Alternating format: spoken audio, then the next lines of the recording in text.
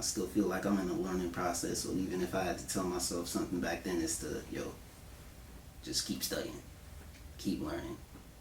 You in the right path, but just stay on it, because you still gonna learn more even if you learn.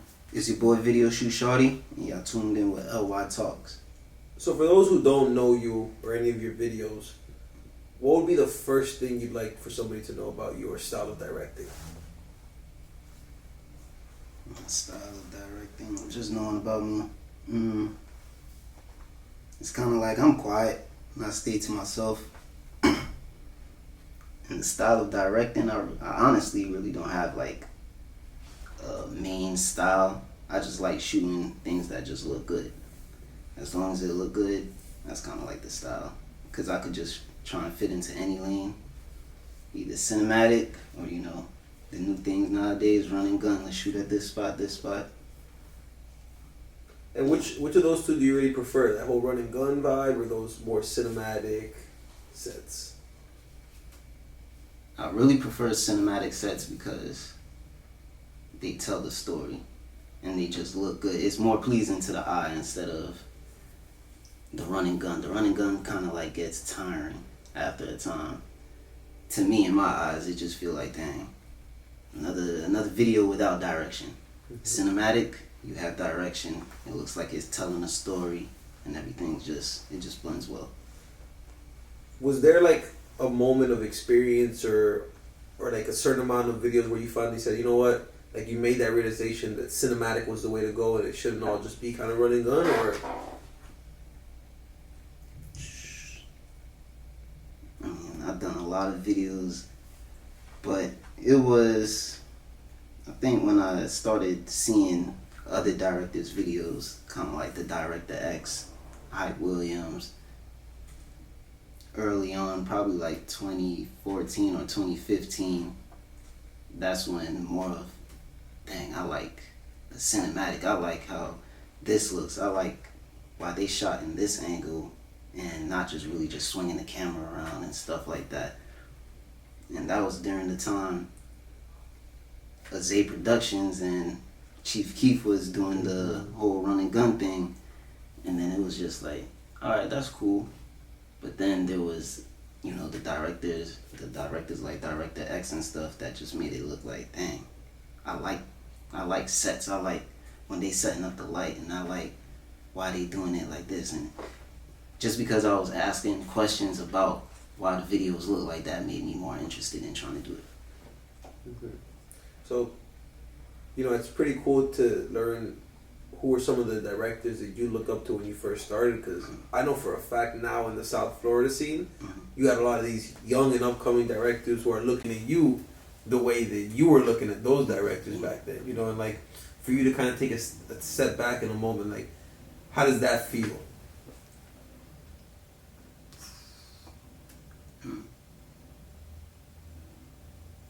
It's still all coming together. I still feel like I'm not in the moment yet, but I'm still that I'm still with the young directors now that's looking up at the directors that's been in it for a while. I still feel like I'm in their place because I'm still inspired by even the newcomers that come in. So yeah, I'm still taking it in. Ain't really. Yeah, because the reason as well why I said is because a lot of people may not know, like, it's been a while since you first started shooting videos, like, how long do you think, when was the first time you really picked up that camera and took this serious? I think it was about 2011, 2010. There's when I started off, like everybody, rapping. So rapping was my first thing, making music. And then it transitioned into making beats. I started to like making beats for myself and then rapping on the beats that I made. And then from there, it went to recording other people, being an engineer for other artists. And then that's when it started separating from myself, and I was like, dang, I like making sounds or, doing stuff for other people and making it, have their thing get out there. And then from engineering, I think I picked up a camera one day just because I just liked how videos look. Everybody just like how videos look, so I picked up a camera, probably like anybody else.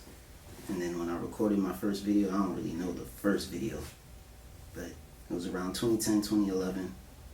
Picked up the camera, shot the video, then I was editing, and I think the editing software was Windows Movie Maker. Oh shit. Yeah, Windows Movie Maker. Not so good video. Video was kind of trash, but you know, it was a starting process, and then from there, just every time I got to shoot a video, and then just got to work on, you know, editing it, then it started coming, looking better, and then it just picked up from 2011. When you feel like that was my next question is like, when was it that you really feel as though you really started taking this serious, full on, went crazy with videos?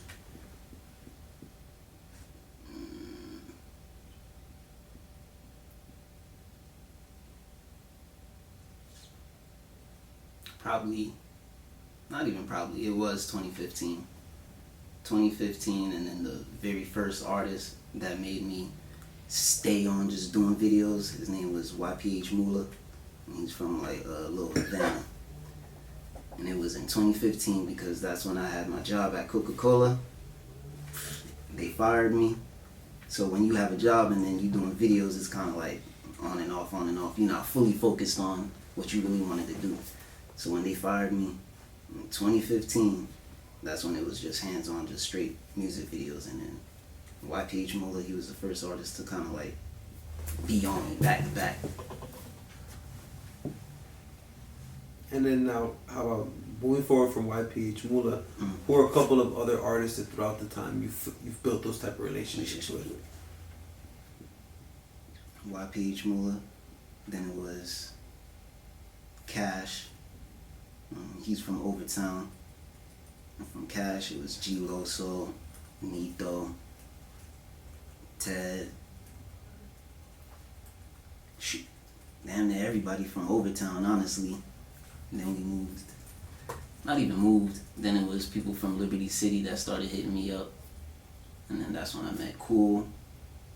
And then right now, who I really work with, heavy with right now, is FOB Poop. And everybody congratulating him and saying he's the one. So. And you know, what does an artist, like, what characteristics do they have to have that makes you really want to lock in with them and continue to work with them? Passion. Like, if you really want to do it, it's not gonna be on and off. It just stays on.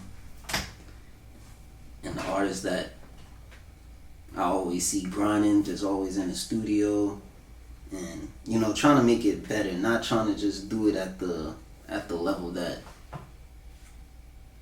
everybody kind of like does it. Some artists, or majority of artists, just be on YouTube beats and, you know, downloading those beats, and it's cool. But then when you take it a step further, now you have the artist that's working with producers, that's clicking up with producers to find their sound. So when I see they taking that route, or, you know, actually making it a better effort into, dang, I really want to be in this, I want to know it. So when I see those artists and they, either I tap in with them or they tap in with me and we get the video going, that's the ones I really like to work with. That's the ones that inspire me to keep working. Mm-hmm. What are some of your favorite projects you think you've worked on? Favorite? I mean, the most memorables are the ones I did in the hood, honestly. Kind of like the running guns that we did in the hood. Favorite one is probably Nito For Me, and that's the one with the most views on my YouTube channel. I think that video, it wasn't really planned out, but just the song and the video and how everything feels for that time, and every time I go watch that video, it takes me back to, damn, I remember that. And just to see like where that video keeps progressing to. That was a nice moment. And then the most recent one was last year with FOB Poop. We did the one with G Herbo, the 100 rounds. That was a dope video, a dope shoot as well. And then another favorite moment is a video we did with Poop, Ray Hood, and Lil Papa, and it's called Streets Don't Love Nobody. And in that video, I got to click up with, I wouldn't say he's up and coming, but he's been out here for a little while, Greatest Productions. And that was my first time working, really collabing with another videographer. And at that time, that felt pretty good. Yeah, so those are some key moments. And how about some moments you look forward to creating? Like, let's say, you know, in the next 5-10 years, what are some artists that you see yourself coming together with and making some new memorable moments? I don't know if I have a specific artist, but it's just, I'll work with any artist, like I said, that takes it serious and takes their craft serious. And if we lock in, shoot, we do some amazing stuff, because my mind is now open and clear to really get, you know, the cinematic shots, and I really want to do a movie. So if any artists want to step into that lane as well and still have their music incorporated into the movie, yeah, that's something big I'm looking forward to. And now, what's one piece of advice you'd give yourself that you know now, the first day you walked into this game? That's a dope question. I think about that often sometimes too. I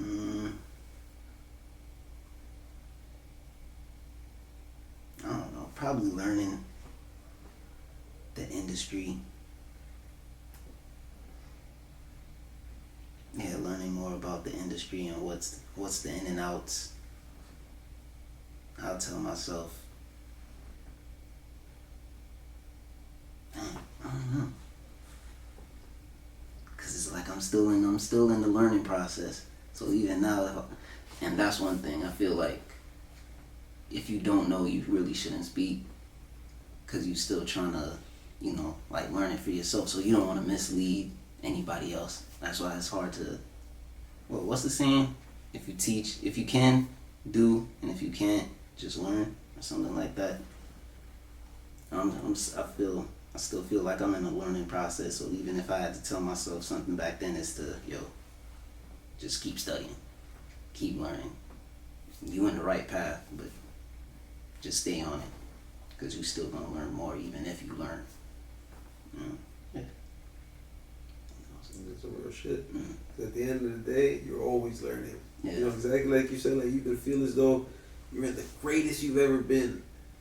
The next year you're gonna be further if you continue to learn. And that's what it's, at the end of the day, is everybody's goal. You know, it's gonna be one step at a time. There could be some days and weeks where it looks like everything's growing way quicker, but at the end you're gonna be learning and you'll continue to grow. So we talked about all the great stuff that happens when you're shooting videos. What are some of the not so great moments that you've lived? Some not so great moments. It's a couple.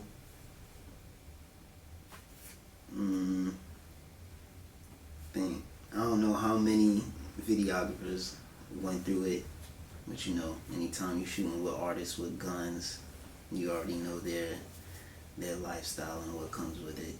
So some video shoot, doing a video, and we get into the next location, which is an outside location, and it's like outside of a store, and didn't even prepare to shoot yet. I was taking off the camera, and all of a sudden, shots going off, and it's just like, oh my gosh. Everybody start clearing it out, we drive away, and then they hit me back. Hey man, we going to the next location. And me, I'm just like, man, the video ain't done yet. just go there and let's just finish up the video. Get to the location. I ain't see nothing. I ain't saying nothing. And it's just like, all right, so we just gonna act like that ain't happened. All right, let's finish up this video. Got that done. Another video shoot, and this probably, I don't know. There was one time, I don't know if we could put the clip in, and probably like insert it somewhere, but one time we were shooting a video, and I didn't have a car mount, or the car mount wasn't really sticking onto the car, so I had to sit on the front of the hood, and it wasn't even a car, it was a Jeep. The Jeep with the open doors, big old tires and stuff like that. So I put the camera on the mount, and I had to hold it, and I was trying to do it at such a creative angle, like, oh man, this gonna look so hard. They're gonna be like, damn, how they shot that aim car mount. So he's driving, it's going smooth. Then he has to make a U-turn, and he has to cut into like a garage or something, and he has to do it quickly because the car was coming, and I couldn't see because I'm looking at him on front of the hood, and whatever's going on behind me, I really can't see. So he hits a U-turn, I start to slide, and I'm trying to hold on to the car, and then I guess tap the gas a little bit more, then I fall off. And you just see me on camera just fall off the hood, and then the big old tires damn near running over me, and I had to like scoot over to the side, and that was... After that, we went into the Airbnb, and then, I don't know, we just had to laugh it off, because I was like, damn. But he was worried about me. He was like, damn, you okay? You okay? I'm like, man, it is what it is. War wounds. Yeah. I think that was the top craziest moment for me. Sounds crazy. Who are some local photographers or videographers you like to give a shout out to? I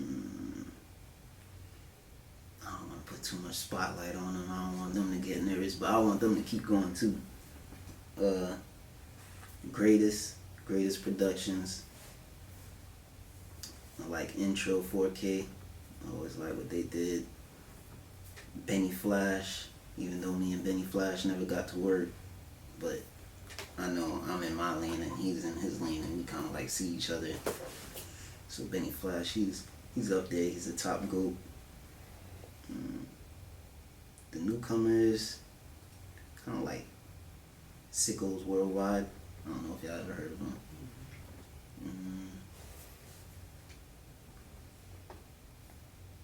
Yeah, you just did a video for FTH Mari, right? Yeah. Yeah, I see. Yeah. Dang, there's a lot too, and I'm mad that I'm having a brain fart about it.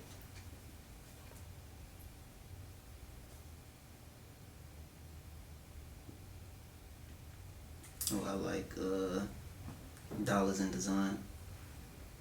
I like the work that he does. And I like the graphic arts that he doing.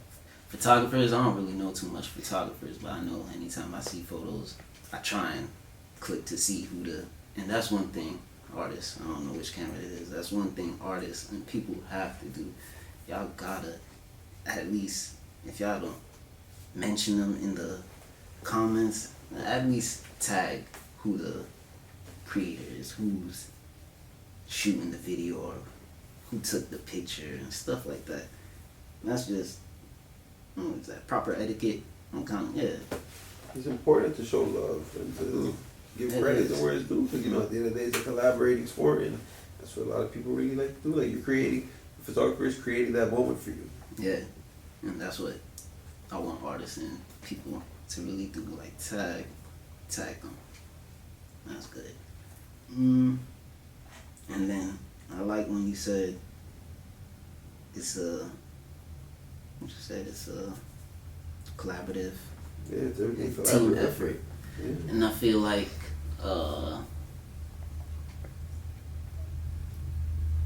videographers should know that it's okay to shoot solo sometimes. You don't really need a big production team. And then to the people that have production teams, you don't have to talk down to the videographers that just work by themselves. And then me, I'm originally from, well, I was born in Miami, but I was raised in New York, and I have that battle rap, like, you know, background. So I feel like not everything is a competition, but sometimes, you know, competition makes things better. It puts people to be like, damn, I gotta step it up.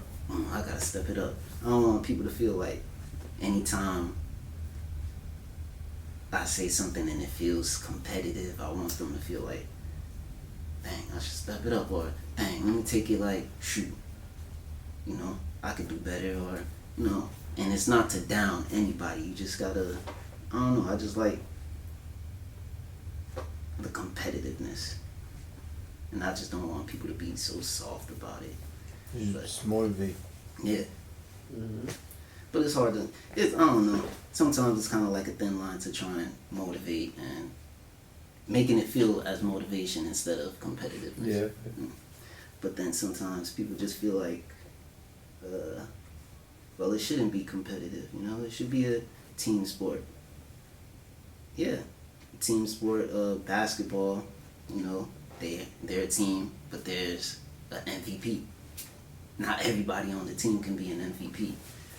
So Not everybody has to be an MVP. yeah, not everybody has to be an MVP. Everybody does their role, but you know, sometimes they put it, that competition, the MVP title is there to make somebody on the team Be great. Yeah. That's how I feel. What's one thing you'd change in the Miami creative scene?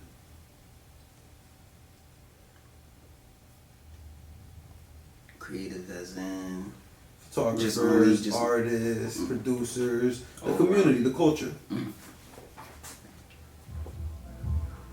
See, it's hard because, well, we don't stay in Atlanta, so we don't know their structure of how they work. But I feel like if Miami started coming more together like how Atlanta does, and how they support their artists, and I feel like that would be something necessary that Miami would need. Facts. Florida in general, I feel like Duval artists are getting to that point. Anytime. And Broward had a little wave like that as well too. And Yeah. Broward tends to be more like that. Yeah, Broward, they more stick together as well too. With Miami, it's divided, but it can, I don't know what'll be the effort to make, you know, people come together. But yeah, just one thing I would like to see is just, if you can help the artist get to the next level, or help that creative get to the next level, at least, you know, put that effort out. That's why I like what y'all doing. I really love what y'all doing.